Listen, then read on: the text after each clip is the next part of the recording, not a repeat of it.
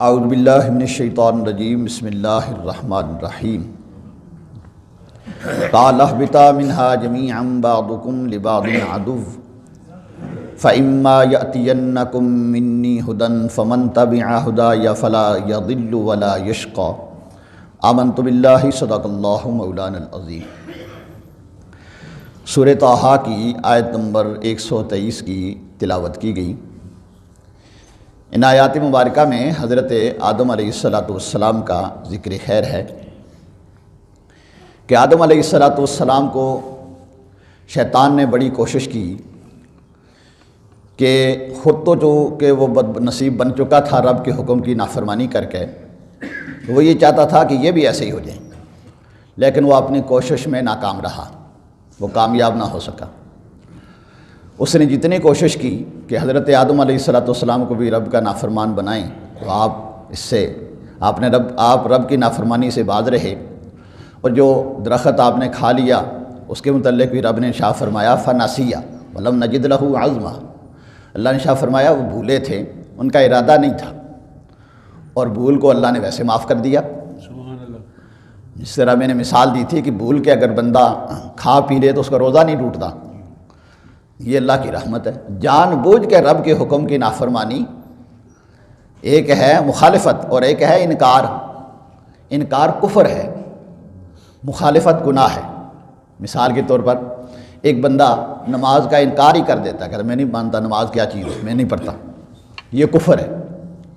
اور ایک ہے کہ سستی ہو جاتی ہے، ہاں جی میں مانتا ہوں نماز فرض ہے پڑھنی چاہیے، اگر سستی ہو جاتی ہے، یہ مخالفت نہیں ہے، یہ انکار نہیں ہے، سستی ہے، اس میں معافی ہے۔ بندہ اعتراف کرے کہ میرے رب کا حکم ہے، مجھ سے سستی ہو جاتی ہے، میں پڑھوں گا، تو اس میں معافی ہے۔ لیکن ایک یہ کہ میں مانتا ہی نہیں ہوں، رب کے سامنے اکڑ جانا، یہ کفر ہے۔ شیطان رب کے حکم کے سامنے اکڑ گیا، رب نے فرمایا میرے آدم کو سجدہ کر، ابا واستکبر وکان من الکافرین، انکار کر دیا اور تکبر کرنے لگا، انا خیر منہ، میں بڑا ہوں، میں چھوٹے کو سجدہ کیوں کروں، میں اپنے سے بعد والے کو سجدہ کیوں کروں۔ تو اپنے آپ کو بڑا سمجھنا اور عالم کو چھوٹا سمجھنا، یہ بد نصیبی ہوتی ہے۔ تو رب کے حکم، اس نے یہ نہ دیکھا کہ سجدہ کسے کیا جا رہا ہے، یہ دیکھا اس نے رب کے حکم کی نافرمانی کی۔ اسے یہ دیکھنا چاہیے تھا حکم کون کر رہا ہے، آرڈر کس کا ہے۔ رب کے حکم کی نافرمانی کی تو رب نے اسے جنت سے نکال دیا۔ اب اس نے یہ چاہا کہ آدم علیہ السلام بھی ایسا ہی ہوں، رب کے حکم کی نافرمانی کر دیں اور ہم برابر ہو جائیں، لیکن ایسا نہ ہوا۔ وہ اپنے اس ارادے میں کامیاب نہ ہو سکا، اور آدم علیہ السلام جنت سے دنیا میں تشریف لے آئے، لیکن رب کی قرب میں اور چلے گئے، رب کے اور قریب ہو گئے۔ آدم علیہ السلام کے ذریعے سے ہی اللہ نے یہ کائنات میں مسجدیں بنائیں، اللہ نے کتابیں اتاری، 1,24,000 کم و بیش انبیاء کرام علیہ السلام تشریف لائے۔ قیامت تک اللہ کے ولی آئیں گے، صالحین آئیں گے، اور قیامت تک اللہ کا ذکر ہوتا رہے گا، اور سب کا ثواب حضرت آدم علیہ السلام کو پہنچتا رہے گا، اور ان کو اللہ نے دوبارہ پھر اپنے قرب میں جنت میں بلا لیا۔ جو برے تھے وہ جہنم میں جائیں گے، اور جو اچھے تھے وہ 1 2 3 4 نہیں، ہزاروں کی تعداد میں، لاکھوں کی تعداد میں دوبارہ پھر جنت میں چلے جائیں گے۔ تو اب حضرت آدم علیہ السلام کے متعلق اللہ نے ارشاد فرمایا ثم اجتباہ ربہ فتاب علیہ وہدی، پھر انہیں ان کے رب نے چن لیا اور اپنی رحمت کی طرف انہیں رجوع عطا فرمایا، اور اپنے قرب خاص کی راہ دکھائی، اپنے قریب کر لیا۔ تو جو بندہ رب کے حکم کی فرمانبرداری کرتا رہتا ہے، اگر اس سے گناہ بھی ہو جائے توبہ کر لیتا ہے تو وہ اللہ کے اور قریب ہو جاتا ہے۔ التائب من الذنب کمن لا ذنب لہ، گناہوں سے توبہ کرنے والا ایسا ہوتا ہے گویا اس نے گناہ کیا ہی نہیں، رب اور اس پہ راضی ہو جاتا ہے۔ اللہ اکبر۔ آدم علیہ السلام رب کے قریب ہو گئے، لیکن اللہ رب العالمین نے چونکہ ازل سے یہ بات لکھی تھی کہ انی جاعل فی الارض خلیفہ، میں تمہیں زمین میں اپنا نائب بناؤں گا، تو اب اللہ تعالیٰ نے حضرت آدم علیہ السلام کو زمین پہ بھیجا اور ساتھ ہی ہدایات عطا فرمائی۔ ارشاد فرمایا اللہ نے قال اهبطا منها جميعا بعضكم لبعض عدو، فرمایا اللہ نے تم دونوں مل کر جنت سے اترو اور تم ایک دوسرے کے دشمن ہو گئے، یعنی حضرت آدم علیہ السلام کو اور حضرت اماں حوا کو کہا کہ تم جنت سے دنیا میں تشریف لے جاؤ، لیکن آگے بتایا کہ اب تمہاری اولاد کے اندر دشمنیاں چلیں گی، اچھا برے کے مخالف ہوگا، کافر مسلمان کے ساتھ دشمنی کرے گا، اور مسلمانوں میں آگے جا کے پھر جو برے ہوں گے وہ اچھوں کی مخالفت کریں گے، بدبخت خوش نصیبوں کی مخالفت کریں گے، اور یہ ازل سے چلا آ رہا ہے۔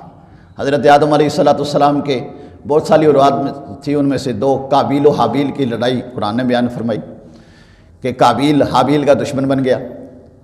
حابیل حضرت آدم علیہ السلام کا اور اللہ کا فرمان بردار تھا، قابیل نے نافرمانی کی، اور یہ تب سے چلی آ رہی ہے۔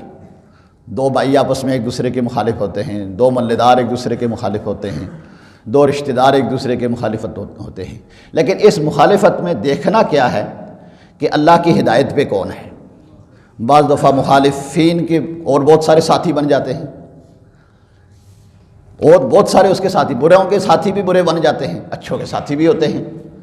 تو اب جب جس نے ساتھ دینا ہے اس کو یہ دیکھنا چاہیے کہ میں اچھے کا ساتھ دے رہا ہوں یا برے کا ساتھ دے رہا ہوں، میں کس صف میں کھڑا ہوں۔ اللہ تعالیٰ نے قرآن پاک میں ارشاد فرمایا فَإِن طَائِفَتَانِ مِنَ الْمُؤْمِنِينَ اقْتَتَلُوا فَأَصْلِحُوا بَيْنَهُمَا، اگر مسلمانوں کے دو گروہ آپس میں جھگڑا کر لیں، اختلاف کر لیں، تو دونوں کے درمیان صلح کراؤ۔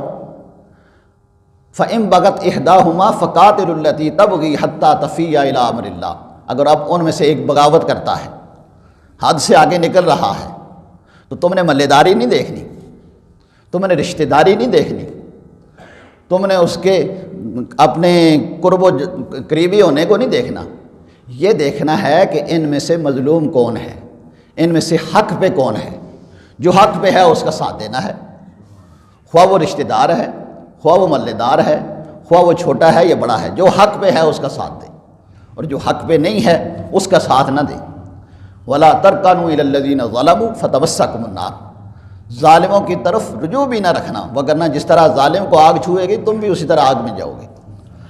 یہ دشمنیاں شروع سے چلی ہیں اور یہ قیامت تک چلتی رہیں گی، لیکن تمہارا کردار کیا ہونا چاہیے کہ جو اچھا ہے، جو اللہ اور اس کے رسول کی ہدایت کے مطابق ہے، تم نے اس کا ساتھ دینا ہے۔ اب اس کا انعام کیا ہے؟ جو اللہ اور اس کے رسول کی ہدایت کے اوپر چلے گا۔ اللہ نے شاہ فرمایا فَإِمَّا يَأْتِيَنَّكُم مِّنِّي هُدًى فَمَن تَبِعَ هُدَايَ پہلے اس بارے میں شاہ فرمایا فَلَا خَوْفٌ عَلَيْهِمْ وَلَا هُمْ يَحْزَنُونَ، کہ تمہارے پاس میری طرف سے ہدایت آئے گی۔ اب یہ ہدایت کبھی کتابی صورت میں آئی، اور پھر کتابی صورت کو پریکٹیکل کرنے کے لیے اللہ نے اپنے نبیوں ولیوں کو بھیجا، کبھی تورات کی صورت میں آئی، کبھی انجیل کی صورت میں آئی، زبور کی صورت میں آئی، اور سب سے آخر میں اللہ نے قرآن کی صورت میں عطا فرمائی۔ یہ ہدایت ہے، تو جو اس ہدایت کی اتباع کرے تو فلا یضل ولا یشقی، یہاں ارشاد فرمایا فلا یضل ولا یشقی، نہ تو وہ گمراہ ہوگا اور نہ بدبخت ہوگا جو اس کی اتباع کرے گا۔ اور پھر اس بارے میں ارشاد فرمایا فلا خوف علیہم ولا هم یحزنون، ان کے لیے نہ تو کوئی خوف ہوگا نہ وہ پریشان ہوں گے جو اس ہدایت کی اتباع کرے گا۔ اور اس کو پریکٹیکل کرنے کے لیے اللہ نے اپنے نبی کو بھیجا۔ ارشاد فرمایا لقد کان لکم فی رسول اللہ اسوۃ حسنہ، تمہارے لیے میرے محبوب کی ذات بہترین نمونہ ہے۔ قل ان کنتم تحبون اللہ فاتبعونی یحببکم اللہ یغفر لکم ذنوبکم اللہ غفور الرحیم۔ محبوب آپ اعلان کر دیں، اگر اب تمہیں اللہ سے محبت ہے، تم یہ چاہتے ہو کہ اللہ ہم سے محبت کرے، ہم ہدایت پہ رہیں، تو میرے محبوب سے محبت کرو، میرے محبوب کی اتباع کرو، تو پھر اللہ تمہارے گناہ معاف فرما دے گا۔ تو اللہ نے یہ ہدایت ہمیں قرآن کی صورت میں، نبی کی فرمان کی صورت میں عطا کر دی۔ لہذا دنیا میں جہاں بھی کہیں جھگڑا ہو، وہ بہو بیٹی کا جھگڑا ہے، وہ ساس اور بہو کا جھگڑا ہے، وہ دو رشتہ داروں کا جھگڑا ہے، آپ نے قرآن و سنت کی کسوٹی پہ اسے پرکھنا ہے کہ سچ پہ کون ہے، بیٹی ہے یا بہو ہے، ساس ہے یا بہو ہے، رشتہ دار ہے یا ملے دار ہے، اس میں حق پہ کون ہے؟ جو حق پہ ہے اس کا ساتھ دینا ہے، اور جو حق کا ساتھ دینے والا ہوگا وہی اللہ کو پیارا ہے۔ اللہ رب العالمین ہمیں حق سچ کا ساتھ نصیب فرمائے۔ وآخر دعوانا ان الحمد للہ۔